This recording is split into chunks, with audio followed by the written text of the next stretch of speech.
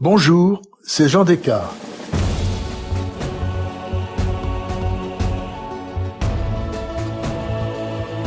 Dans ce bonus à mon récit sur la vie de Florence Nightingale, je vais vous raconter la bataille de Balaklava et pourquoi elle fut tant décriée.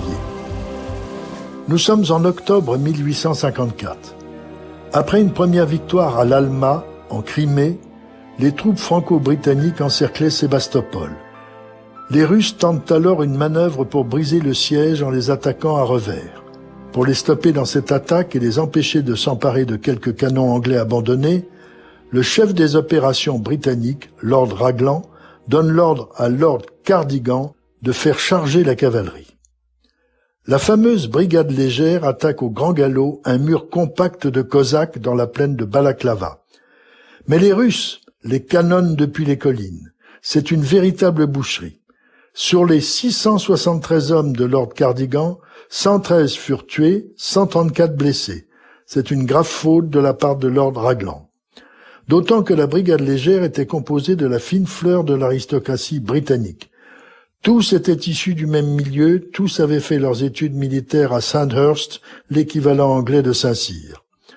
Leur bravoure et leur sacrifice bouleversent donc la Grande-Bretagne et provoquent aussi une grande colère. Les jeunes gens, ainsi sacrifiés, avaient obéi aux ordres de généraux inconscients, sinon incompétents.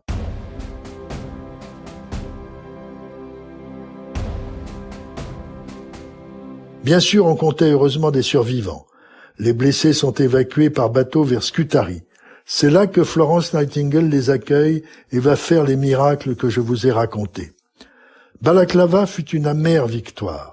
Pour Florence Nightingale, c'était une prise de conscience de la terrible mission que lui avait confiée le ministre de la Guerre.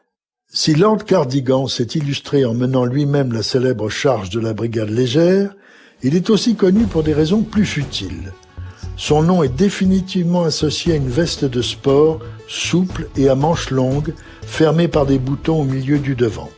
Il l'avait faite faire par son tailleur pour avoir une meilleure prise en tenant son fusil lors de ses parties de chasse.